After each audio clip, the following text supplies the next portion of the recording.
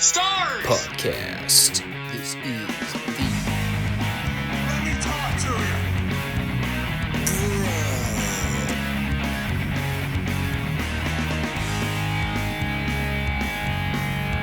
This is such good shit.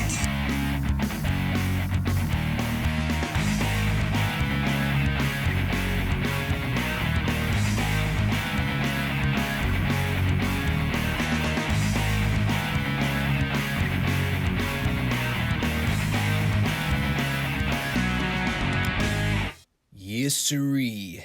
It's time. It's Five Starr Wrestling Report podcast time. Really didn't think that opening montage through all that well, but too late. Can't go back on it now. Welcome aboard, new and returning viewers. You are currently checked into the Five Starr Wrestling Report podcast. We are here each Monday and Friday for wrestling recaps and discussions, both on YouTube and Rumble. Each week we cover AEW Dynamite, Rampage, NWA Powerrr, weekend events, and pay-per-views. And we also have our dedicated retro review series for each Friday show, where we discuss NWA World Championship Wrestling and World Class Championship Wrestling. And right now we are currently in the middle of the archives of WCW from 1986 and World Class from 1983. And if that is something you are interested in checking out, make sure you come back each Friday in particular to check out and listen to those retro review recaps. As always, too, make sure to subscribe, smash the like button, and leave a comment down below to share your thoughts on any or all topics discussed on today's program. Got a decent bit to talk about with this one. Very AEW heavy this week, but it's alright. I'm sure ranting about AEW never gets old for some people. And for someone like me that does his best to present a no BS podcast where I just shoot straight and don't try to hide anything, a lot of my AEW reporting usually does turn into ranting by the end. Some of it's trolling, some of it's actual passionate frustration, most of it's I just don't care. Kind of like watching Impact Wrestling back in the day. You know the show's really not all that good, and you just watch it, and after it's over, you just say, okay, on to the next one. But by God, I do my best to make it entertaining. So let's get right into this one, starting with Rampage from Friday night, the January 7th edition. First Rampage of the new year as well. Opening match is Adam Cole versus Jake Atlas. Probably the first time I can recall in recent memory where they promoted an Adam Cole match in advance, and I didn't completely dismiss it going in.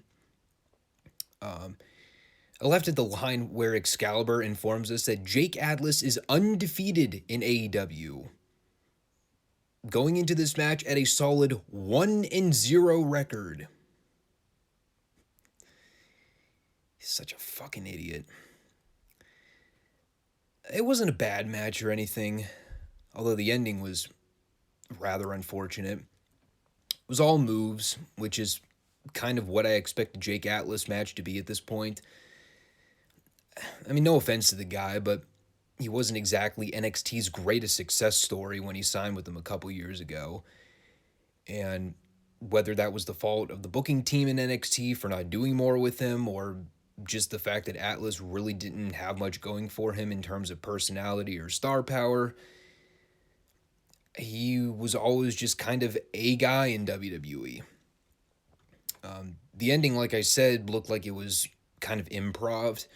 Atlas ended up going for some springboard move off the ropes, and he came down, and when he caught a super kick from Cole, it looked like he either blew out or tweaked his left knee. So instead of Cole hitting the Panama Sunrise, he just tapped him out with a heel hook.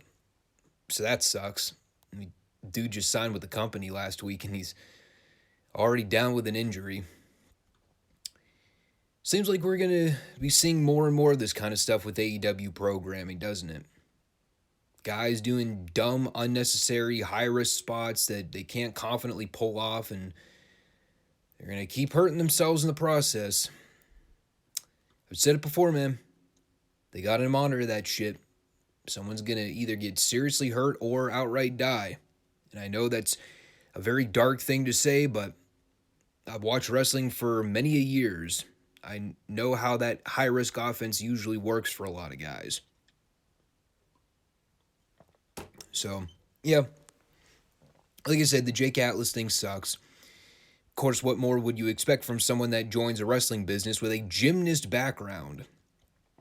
And, of course, because AEW insists on doing everything in their power to get me to care less and less about the Undisputed Era with each passing week, they send Orange Cassidy and the Best Friends out to do another Afterbirth runoff and continue a program that I've been impatiently waiting for it to die the moment it started. And also, it looks like they are in the process of teasing an Orange Cassidy-Adam Cole chain match. I'm wet just thinking about it. So throughout the show, they did some various plugs for the Battle of the Belts show, of which, going in, they had one fucking match announced for it. And of course, it was the Riho match.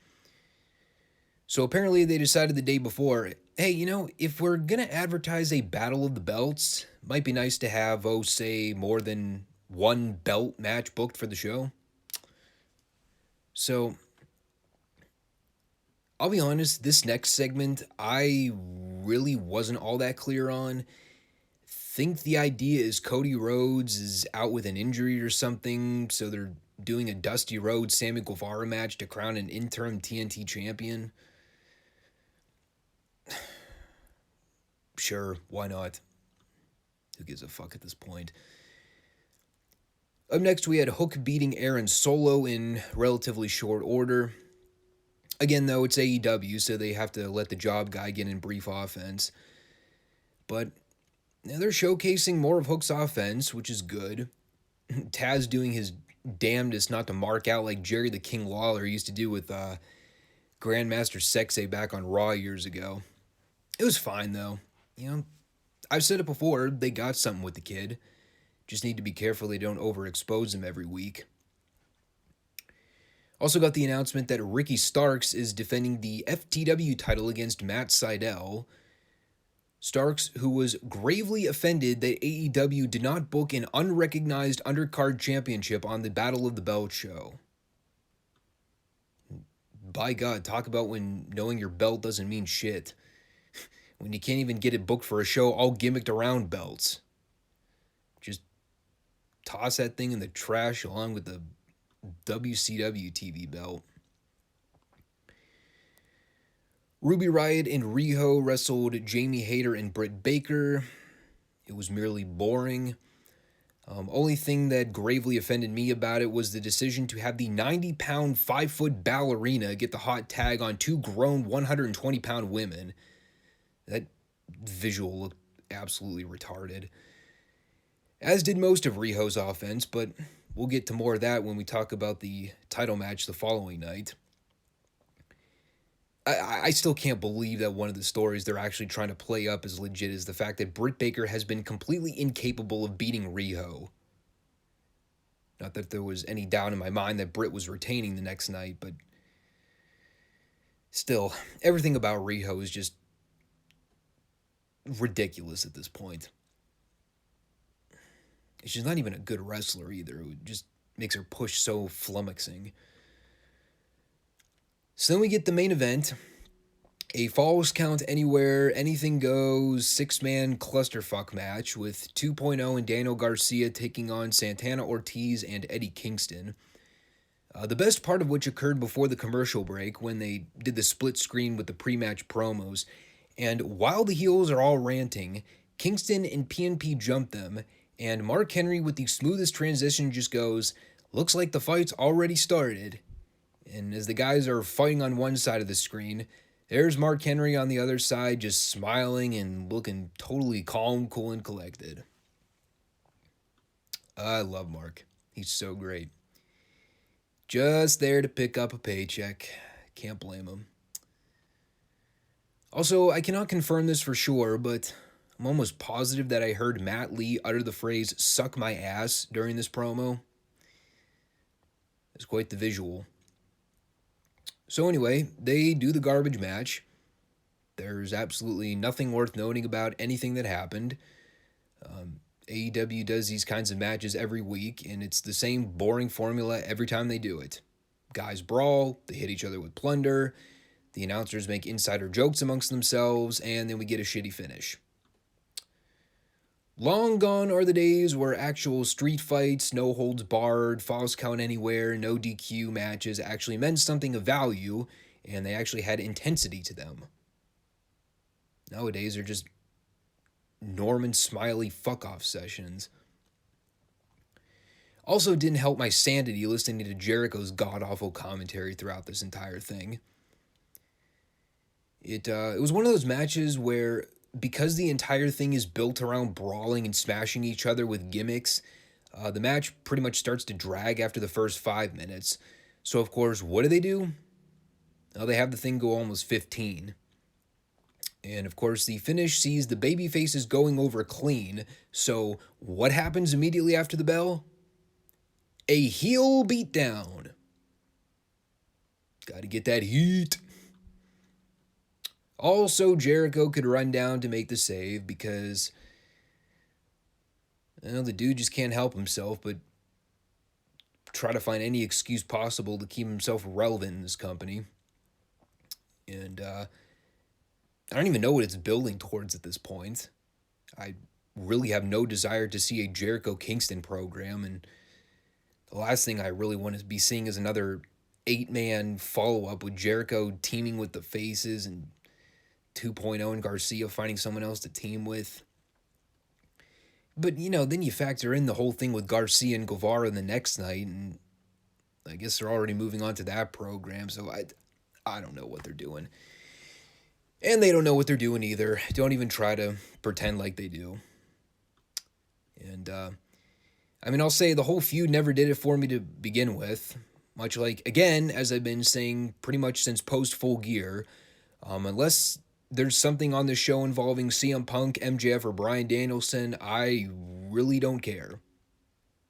Oh yeah, and by the way, Punk, MJF, and Danielson, all of whom were once again completely left off the show.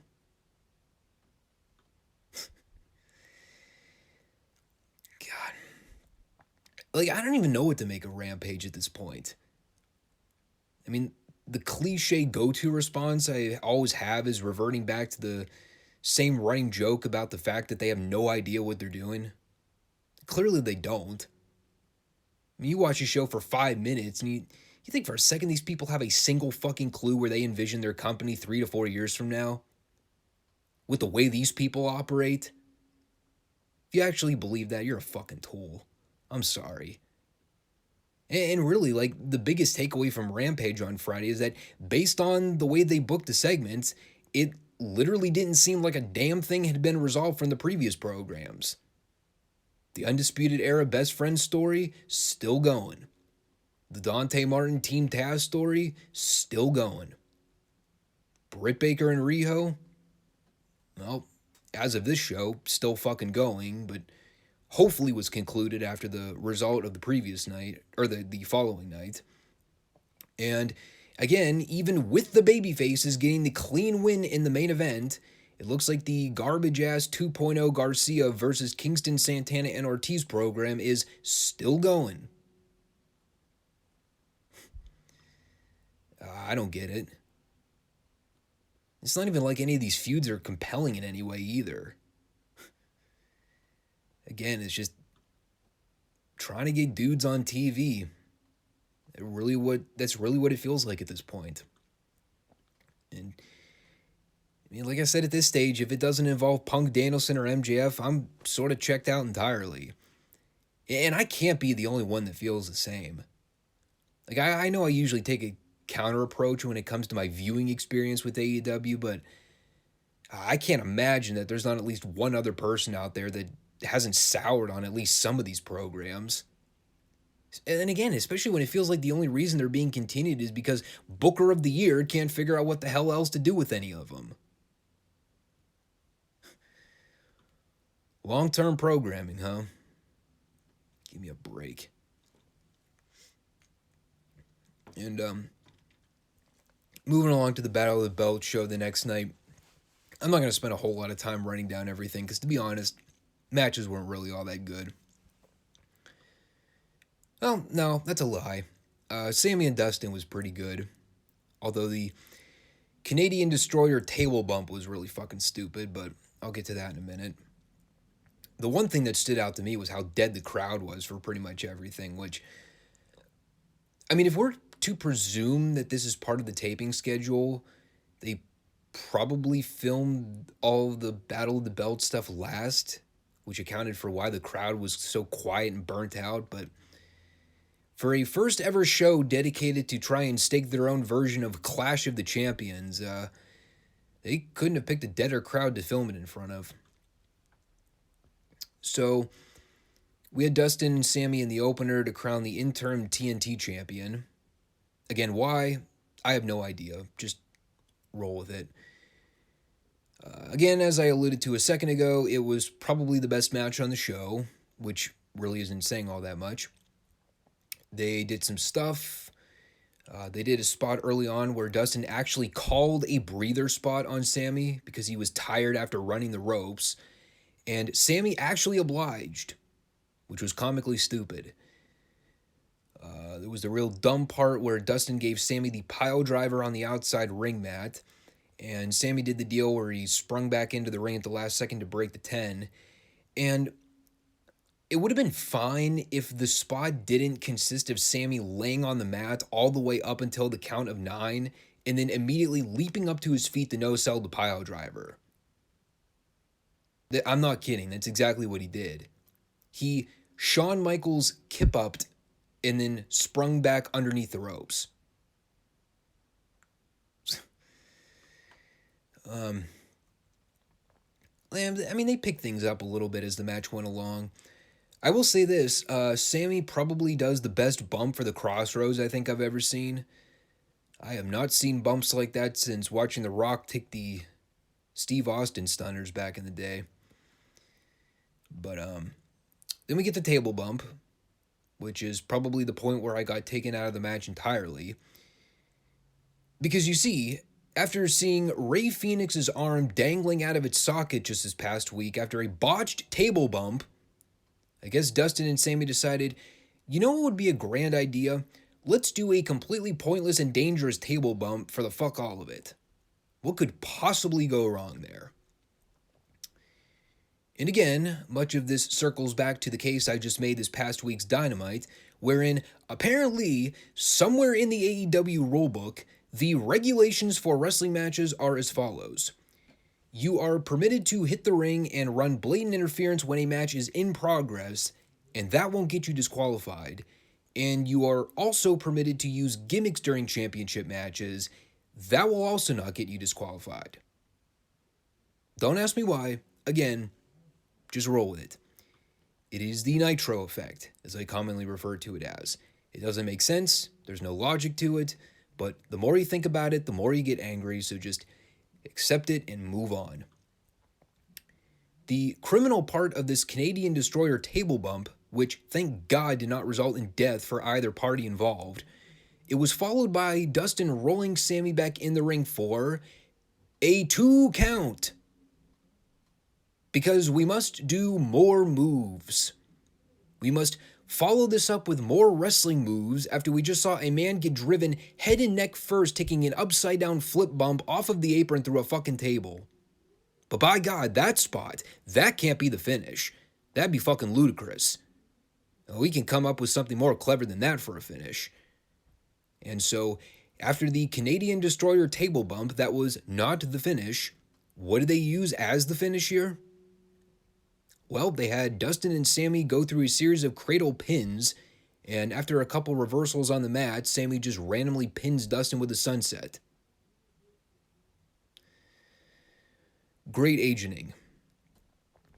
And Again, like I talked about earlier, Daniel Garcia did the post-match run-in with Sammy, and again, why? Who knows? And quite frankly, who cares? Only good thing I noted about it is that at least it'll put a cap on that garbage Eddie Kingston 2.0 and Garcia program that went absolutely nowhere. Matt Sydal and Ricky Starks for the FTW Championship was not bad, but I mean, sorry to say, I love Ricky Starks and all, but I mean, no one gives a shit about the FTW title.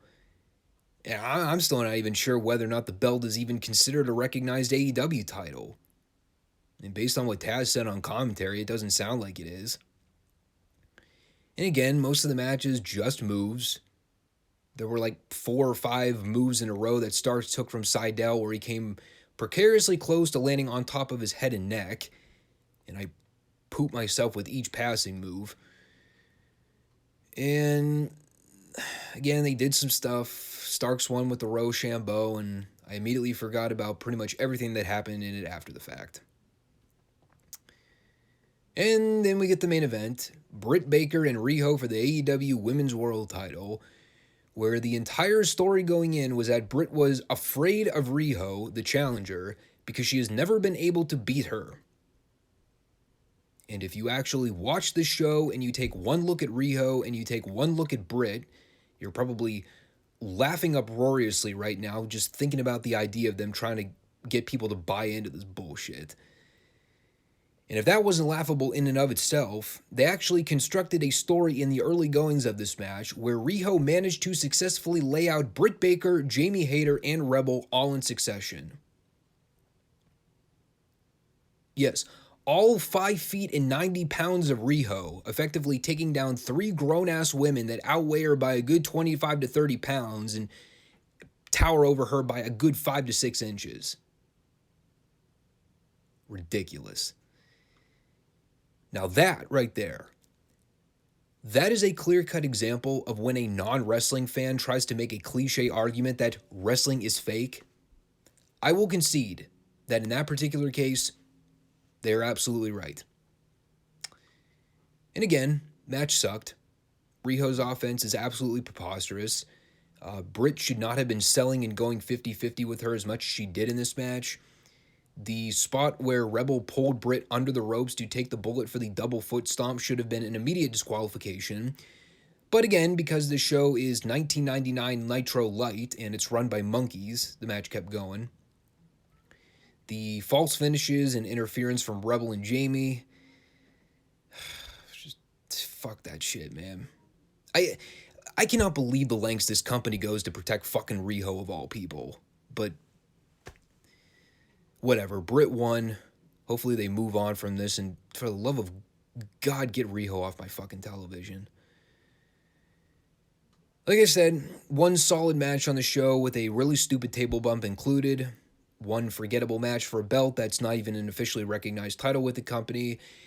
And a women's match with some of the most preposterous and absurd booking I've seen, just so they could protect one of their most preposterous talents, and I use that air quotes, that they have under contract right now. I mean, I'll say this, because I know I've been giving her a lot of flack lately. Jade Cargill's not a good wrestler, and she has a lot of work to do, but I can at least take her seriously as a threat. I said the same thing about Riho 2 or 3 years ago when they first put the belt on her, and the same still holds true in 2022. If I am to suspend any bit of disbelief in an already exploited professional wrestling product, and believe me, these people do not go out of their way to protect the business in any way, they ain't doing themselves any favors by going out of their way to basically have Riho work a 3-on-1 handicap match when the most high school level female wrestling athletes could probably take Riho with no problem. Just completely ludicrous. And again, it was just a skippable show. Really not anything worth going out of your way to see. Anyway, we'll get back to AEW in a bit, but let me move on real quick to running down this NWA Powerrr show from January 4th. A relatively good showing from NWA this week. and I know I have not been too thrilled with some of the more recent shows they've been running. But this one was pretty good. And there ain't any better way to start off an NWA Powerrr show with my main man, fucking Mims, here in the NWA to defend the honor of the Pope and Trevor Murdoch. Because Mims is an honorable man, and he knows when to step up to the plate when things go awry. He doesn't condone the actions of Matt Cardona and Mike Knox for unjustly attacking the Pope. And even though he got his ass kicked last time trying to bring the fight to Knox, it was a win in his book because he's big, he's strong, and he can take a beating if it means sacrificing himself for the greater good. Seriously, am I the only one that wants to share a beer with this guy? I don't even consider myself much of a people person, but I could have a conversation with Mims. I feel like we'd be best friends by the end of that small get-together. Following that, we got a Rude Dudes promo at the booth with Kyle Davis. And off the top of my head, I do not recall if I have ever seen the Rude Dudes do a promo on this show before. I know for a fact I've seen them wrestle, but haven't heard much for them in terms of talking. I actually kind of like this. It was like every undercard dork heel promo you've ever heard, but both guys are confident in their delivery, and they actually kind of gave you the impression that you want to see them get punched in the face. Kind of like 2.0 in AEW, minus the over-the-top antics and bad booking.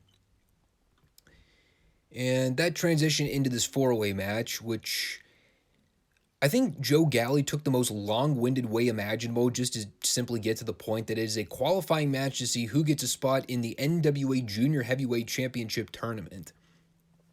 A tournament that not only did I completely forget was a thing, but a tournament for a belt with lineage that dates all the way back to the 1940s, I think. And while we don't see much recognition of the belt with what we're currently doing right now with the Retro Review series on this channel, because we're talking about NWA World Championship Wrestling from the mid-'80s. But the Junior Heavyweight title, it has a very strange bit of history. It's a title that basically found its way defended all across the world, including Japan by the time we got to the mid-'80s and 90s. Kind of came to fame when the belt was first introduced in the Des Moines, Waterloo region, and that was basically throughout the late 40s and early 50s. Eventually found itself being defended in the Nick Goulas and Roy Welch territory of Tennessee.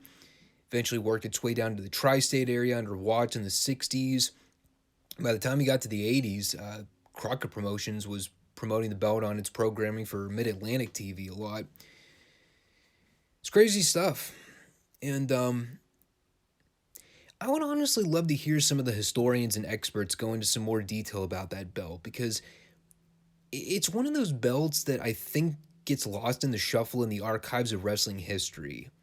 Like when you talk about like underappreciated, under-discussed championship titles, it's like the NWA Junior Heavyweight title is one that really comes to mind. And I don't know why. But Billy Corgan decided late last year to hold a tournament to reinstate the belt after it had been defunct in, was it late 2017, I think? And the match here was Miguel Robles, Alex Taylor, Jamie Stanley, and Jeremiah Plunkett. And factoring in that Stanley was the only one that got to do a pre-match interview, the finish was kind of telegraphed. Decent enough action for a multi-man match. Stanley's gimmick in the NWA is that he goes in there to hit a couple moves, and then he strikes a that dude pose, which is pretty much the exact pose that the Iconics used to do in WWE. But the thing that makes Stanley so great doing the pose as a heel is the fact that he doesn't even have a particularly great-looking body.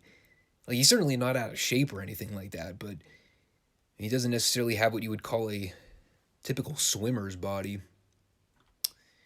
And of course, the finish is every WWE multi-man finish you ever see, where someone goes in there, hits a move, guy sneaks in the back door to steal the pin. It's almost kind of a cliche at this point. They also showed us the brackets for the tournament post-match, wherein for some reason Homicide received a bye all the way to the finals. Never explained why this was, but sure, we'll go with that. And it also seems like one of those tournaments that's destined for Austin Aries to win, given that he's the biggest star out of the bunch, possibly alongside Homicide. But I guess we'll see whether or not he ends up sticking around long term enough for them to want to put the belt on him. Following this, we had Aaron Stevens and Kratos at the booth for an interview with Dirty Dildo and JTG. And if I could boil the promo down to 2 words to give you a brief summary as to what went down here: cock size. Yeah, that's about it. And Fandango also wants to get freaky. So we had Scion taking on Marshay, Rocket, and Jordan Clearwater in a handicap match. And the steps here are that if Scion wants another shot at Tyrus' TV title, he has to win. So they do the match, and the finish is Rocket hitting Scion with a running sidekick for the pin. And then after the match, Tyrus was at the booth to briefly poke fun at the fact that Scion is not getting a title shot. And it was also followed up with Tyrus and Austin Idol doing a pre-taped interview with May Valentine, where they basically say everything but the blunt factual statement that Scion is a stupid babyface. And if you think I'm joking about that, the whole setup to the match was that Scion agreed to terms of Idol's crew that he would do whatever it takes to get a shot at Tyrus' belt again. So when it turned out that the payoff was Tyrus pinning Scion against his crew in an outnumbered situation, the announcers were shocked that the heels would be this dastardly. How could they put Scion in a no-win handicap situation where they know he doesn't stand a fair chance? Apparently no one cued the announcers in on what heels are in professional wrestling. The more shocking thing to come out of it was that Scion didn't go in with a backup plan. May Valentine did a promo with Nick Aldis, Mickie James, and Not Crimson, which I guess is how we're just going to keep referring to him on this program going forward. Apparently he is now going by his shoot name, Anthony Mayweather. And the general reporter in me would basically chalk this segment up to another promotional tactic for the upcoming NWA USA show. The smartass side of me would say it was another segment to try and make Mickie the focal point, because, again, as I've been saying on the show for weeks now, she is well on her mission to continue pursuing the role of Jeff Jarrett on this show.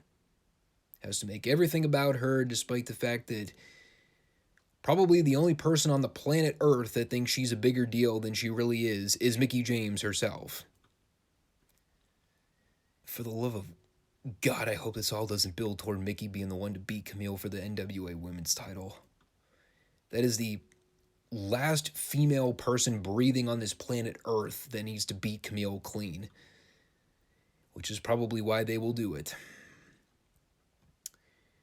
After that, we get this Camille Misa Kate versus Kylie Ray Tootie Lynn tag match. Misa Kate, who cut one hell of a little heel promo before the match with Kyle Davis.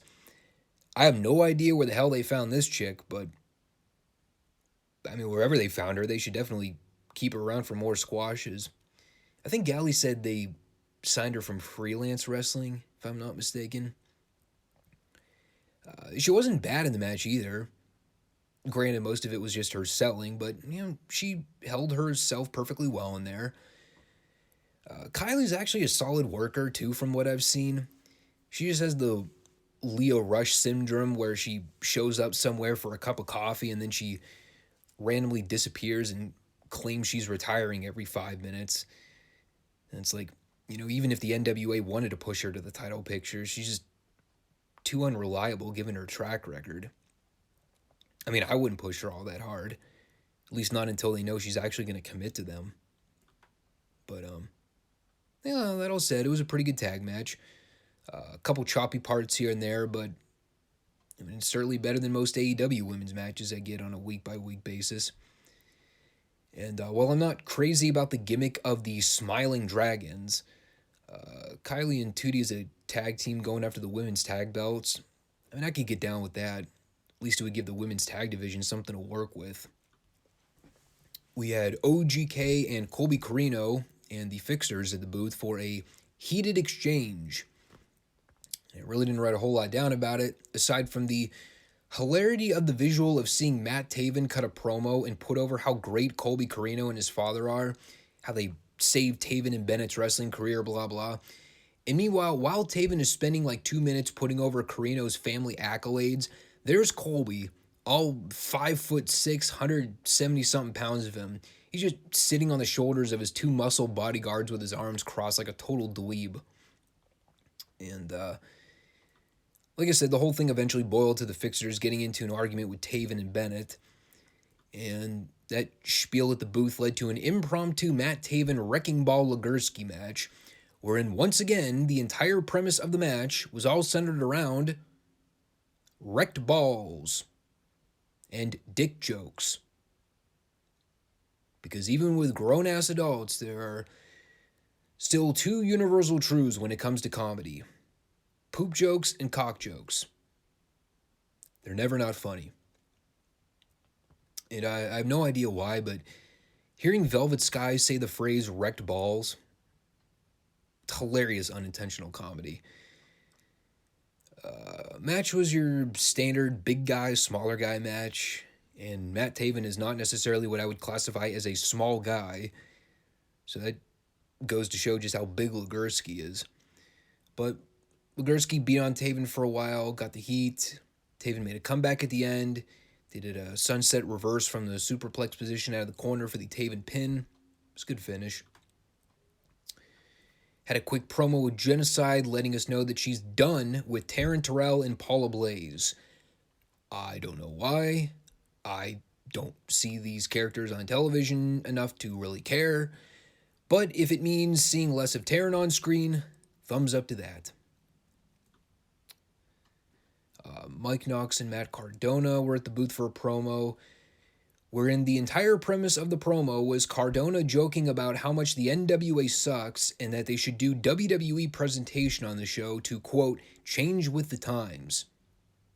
Pyro included, which in a studio setting, I can only imagine how well that would go over.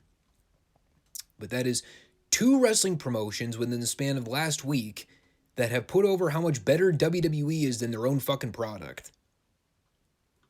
Wonderful. And aside from Cardona's mission to be NWA's savior and make Trevor Murdoch relevant, the only thing I could think when it was all said and done is my continual assertion of just how out of place Matt Cardona is in the NWA. And, I can get on my soapbox about that for a minute if I want to. Look, I get the fact that he's a heel and that the whole gimmick is old school wrestling sucks and it's boring and, we should adapt all the flip-floppy, no-sell, gymnastic, hardcore bloodbath, crash TV garbage we see now. I don't know. I even said it when Cardona debuted on that Hard Times pay-per-view. I just never got behind the idea of Cardona doing work with the NWA. I don't think his ring style fits with them. I don't think his character fits. He's just too indie. And who knows, maybe it'll make for some more interesting promo exchanges once they throw Trevor in the picture. Maybe it's like a one and done thing where they do the program, Trevor retains the belt, Cardona and Knox go away and they move on to the next program. But with like a long-term thing with Cardona sticking around, I'm not really feeling it. It's kind of hard to explain, but there are certain types of athletes and talents that just fit and gel perfectly with the NWA product. Like James Storm, Eli Drake, Ricky Starks, Nick Aldis, Trevor Murdoch, the Pope, guys like that. Those are all great characters for the NWA. Matt Cardona,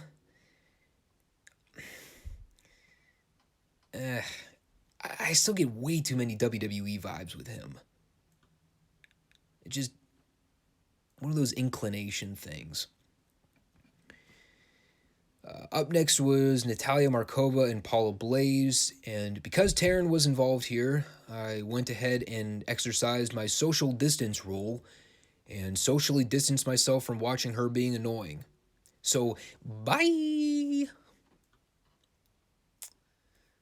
quick interview with Tom Latimer and Chris Adonis to once again plug the NWA USA show.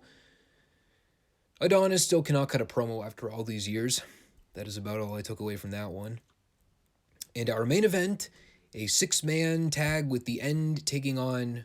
it's the End teaming with Jax Dane to take on La Rebellion and Homicide. And the nuts and bolts breakdown of it is that it was a fun match with all the usual complaints I have about every modern tag team wrestling match, which I honestly feel like I could just use as my blanket statement for any tag match I see today, maybe discounting FTR matches, who seem to be the only tag team that actually follow rules and regulations of tag matches, and go figure, they're fucking heels. Like I said, though, aside from all the usual tropes I hate about modern tag wrestling, the action was good. I actually kind of thought they were going to have Homicide try to hit the Gringo Killer on Pero at the end, which would have been an incredible feat of strength if he actually would have been able to pull it off. Finish was kind of wonky with Homicide getting the flash pin and Pero still kicked out at like 3.1. Actually, kind of seems like that's been wrestling's go-to finish in the last several months. The kick out at 3.01 to make it seem like the call was blown.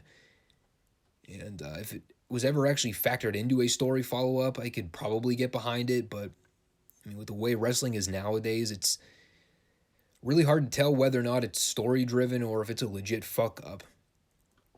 But that was pretty much the end of the show right there. Babyfaces win, and it was immediately to the end. And no, I don't mean the tag team The End. I mean the end show graphics. But like I said at the beginning, there was some good stuff on this one. Wrestling was on point. Promos were very solid. Story, plot development, it was adequate enough. It kind of seemed like a lot of that was put on the back burner to plug the NWA USA show. A show that I will not be adding to the weekly reporting. I got way too much going on with trying to add another wrestling show on the already oversaturated wrestling market, but hopefully it does well for them. I don't remember what they said, if it's going to be like a YouTube exclusive show or something like that. I presume it's all going to be pre-taped just like the regular Powerrr shows are, but like I said, we'll see how it goes for them. So as per usual with the Monday show, I always like to end with a little news and topical discussion. And I know I'm a little late to the party with this one, but I did have some thoughts I wanted to share about one of AEW's more recent big media stories that dropped this past week. And my first thought when I read about this whole big Swole controversy with Tony Khan and AEW, the only thing I could really think at first glance was, oh great, what dog and pony show drama are we going to be mustering up now with the wrestling media? And after having read through this Fightful article and analyzing the headline and the content, hearing Big Swole's comments about AEW and diversity, I immediately just start shaking my head, just sort of like as a knee-jerk reaction. But I also wanted to approach this maturely and not just chalk it up to sour grapes, because it's kind of a cop-out response in my book. There's a lot to what Big Swole said, and while she did have some valid points in her argument, it's another case of missing the mark when it comes to the whole cultural divide on race and intergender politics. And I want to state this from the beginning. I don't want to make this a political issue because that's not really the point.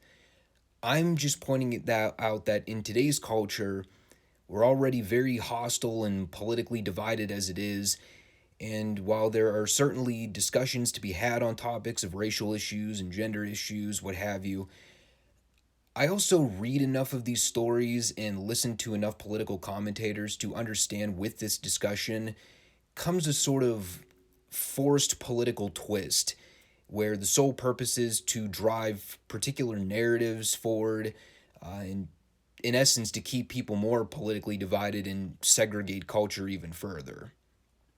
And when it comes to the whole subject matter of race, The one argument that always irks me and pisses me off is when people on the other end of the political spectrum automatically try to disqualify the opposition's opinion because, quote, we don't have the authority to have an opinion or comment because we haven't lived it. And obviously your interpretation on that varies, but for my money, when I hear people immediately try to make the dismissal case and shut down conversation on a particular talking point, or try to immediately reject someone's opinion as invalid, that bothers me. And, with the way big tech and censorship media is on high alert doing this exact thing we see today, trying to actively shut down conversation and ban people from media platforms, even for people that are just trying to ask questions, there's a price to pay for that. Now, when it comes to Swole and her recent call-in session that she had hosted where she sort of spilled the beans about her departure from AEW and the events that led up to her decision, the main takeaway from the session was that she had structural concerns. And among those topics came what she perceived to be an issue of lack of diversity. And we'll go down that rabbit hole in a minute here. But again, let me just preset the field by saying this. This is not an argument centered around trying to make Big Swole out to be bitter and resentful. I am merely taking the statements from her call-in session and I'm trying to rationalize her arguments based on the information she provided. If you want to have the conversation on how good or bad Big Swole was as a talent or a wrestler, whether or not she was really ready for primetime television, we can have that argument separately. But for now, I am operating from her statements that she made during her call-in. Now, when it comes to her comments about concerns of mismanagement of TV time devoted to male and female talent, and I'm going to read this. This is an exact quote from her call-in session. Quote, I felt like the women shouldn't have gone through everything they went through just to get on TV or get time. You're signed to this big company, you should get time. All these men are getting time, but the women weren't getting anything, or you're not putting people on TV because more people are coming in, unquote. Now, first of all, I don't really know what she means by women shouldn't have gone through everything they went through in order to get TV time. I'm still trying to milk that over in my head. Gone through what? The historical treatment of not being taken seriously as female athletes and only being used as sex objects on TV? Okay. So if we're arguing from a WWF old point of view from the late 90s and early 2000s where they did bikini contests and mud wrestling matches and book segments to exploit women on television, okay, that's fair, I guess. Although we are also talking about a very different period in the business, kind of outdated, if I could just throw it out there. But we're in 2022, and there's plenty of recent historical treatment of female talent in wrestling that really kind of put that argument to bed. And I'm just giving you examples from WWE here that I wrote down. Total revamping of the women's division in 2015, booking the women in one of their WrestleMania main events, and subsequent other pay-per-view main events, mind you. Giving the women their own pay-per-view entirely, giving the women their own Royal Rumble match. They've given them Hell in a Cell matches. They've given them Elimination Chamber matches. And again, that's just WWE. I mean, revisionist history, correct me if I'm wrong, didn't Impact Wrestling make Tessa Blanchard their world champion a couple years ago? So yes, it is very easy to go back in the time machine and you look at some of the presentation of how women were featured in the business and think, that's derogatory, that's exploitive. And I get the argument that the women aren't getting ample screen time and the male-female talent content is mismatched on TV. The key issue with Swole's statement is that she's operating from a preconceived notion that men and women are blank slate equals when it comes to drawing power and box office attraction. And I know people are going to hate hearing this because I've said it, I don't know how many thousands of times now when talking about this particular talking point, but professional wrestling has historically been and probably always will be a purely predominant male form of entertainment. Yes, women have been an integral part to the wrestling business. Yes, they have been of great historical significance to the impact and growth of the business. But the fact still remains that women have always been an attraction in professional wrestling, but they are not the attraction. And I understand that if I walked around sporting a t-shirt out in public that read that exact statement, had an imprint on it, I'd probably be skewered and burnt at the stake. But it doesn't necessarily take away from the fact that it's the God's honest truth. AEW's primary key demo is males 18 to 49. They have adopted the sports-driven presentation aspect of their product. And while we can certainly debate that to a degree, in the execution of that said sports presentation aspect, the fact remains that there is a higher level of expectation when it comes to ring ability and athletic skill with AEW. Could AEW take the 50-50 approach of going even Steven with male and female segments on weekly programming? Sure. But is it going to evidently improve the quality of their product?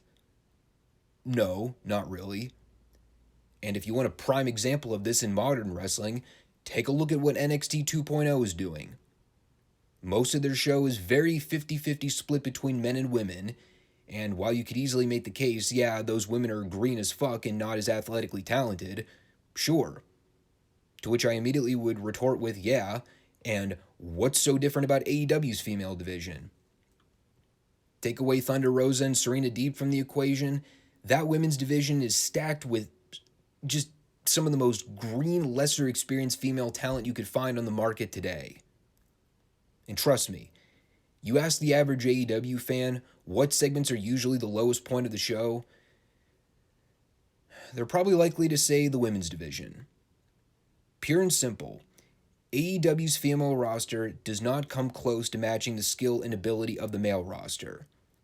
And that's why there is a concerted effort to emphasize the male athletes who are proven to be better workers, wrestlers, characters, and money drawers to the business. That's not bias, it's not prejudicial, and it's not misogynistic. It's just a fact of life. And the other thing I took issue with Swole's statements about what she talked about with AEW's handling of racial diversity. And again, I'm taking this quote directly from her call-in. There is no representation, truly, and when there is, it does not come across in the black community as genuine.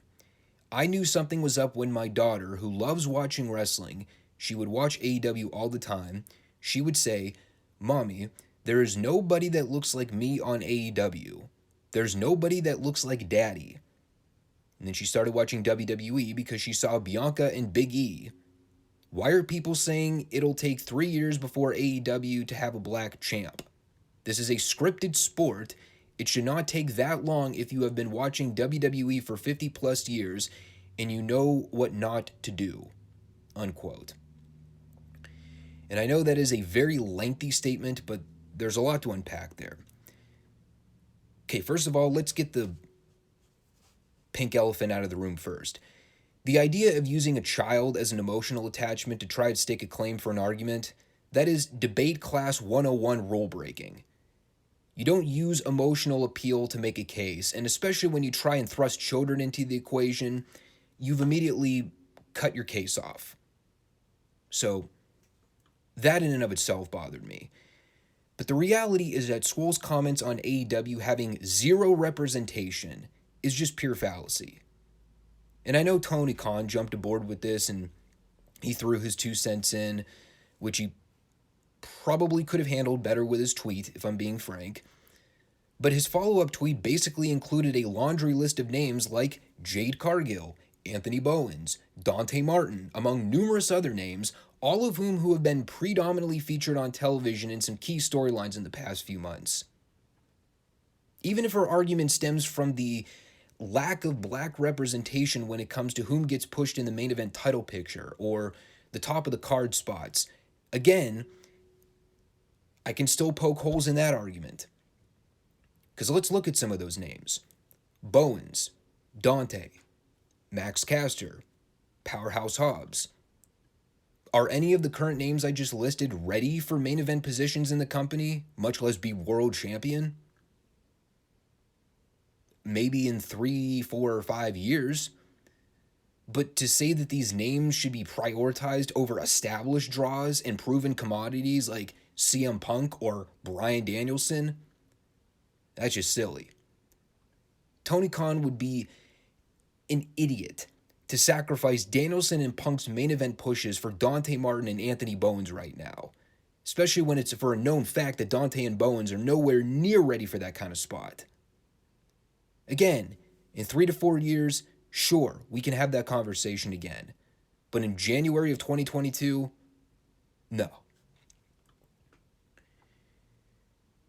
So really, what does this discussion boil down to?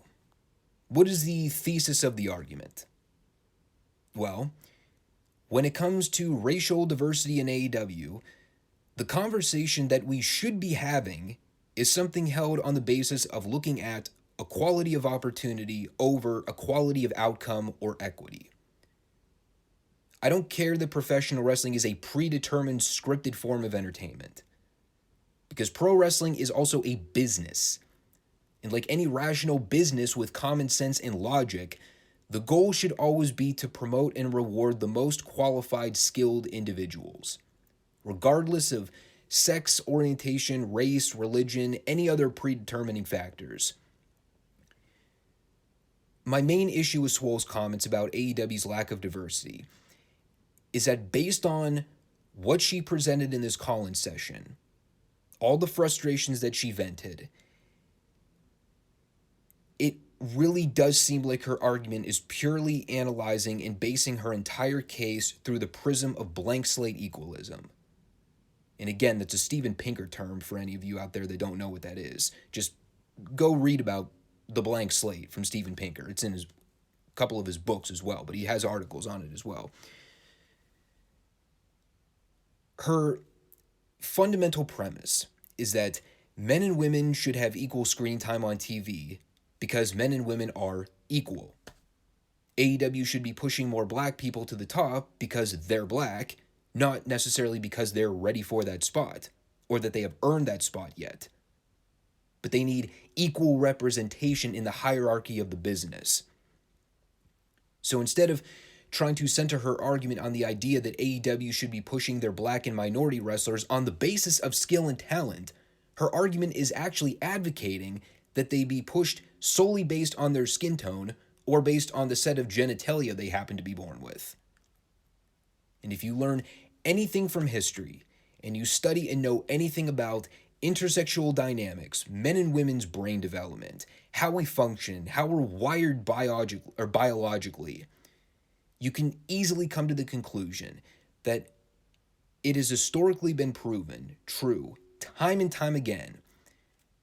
You can have equality of opportunity where everyone gets a chance and those that are more talented than others excel while the lesser talented get left behind, or you have equality of outcome where everyone gets even representation and distribution regardless of skill and talent across the spectrum, and you inhibit innovation, I emphasize that, and you reward people on the sole basis of checkmark quotas instead of actual ability and talent. But the point is, you can't have both. So, AEW needs to figure out what kind of sports-driven product they want to be. Are they going to be the blue ribbon rewarding kind of promotion where everyone gets a turn and there's no actual hierarchy of tier, level, and skill? Or are they going to push and reward those that have earned it and in the process perhaps unintentionally hurt some feelings along the way? And again, let me cap with this, because this is another important detail to keep in mind if we're going to be having this whole conversation about racial diversity in AEW. Is this really the most appropriate time to even be having this discussion? Like, AEW's been a functioning company for going on what? 2 full years at this point? And maybe we can come back to this conversation in 5 to 10 years once we have a better understanding of AEW's talent pool and some of the development of their black and minority talents. I mean, trust me, as someone that watches AEW with a very critical eye every week, there are plenty of ongoing, quote, structural problems with AEW that need addressed in this coming year. And when it comes to the topic of diversity, that is far from the main issue that needs addressing. But have at it in the comments. Let me know where you think I'm right, where I'm wrong, if there's something else worth expanding on that I didn't get to here. I'd love to hear your comments on the whole Big Swole controversy.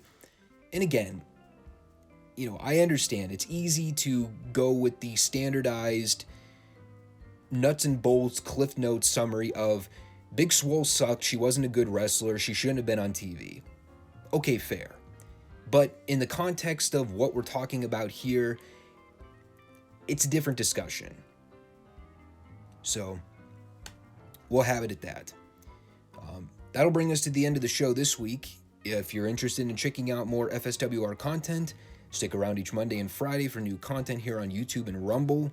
We will be back on Friday for the Dynamite Report, as well as the continuation of our retro review series for NWA WCW and World Class. Take care, all. Peace out.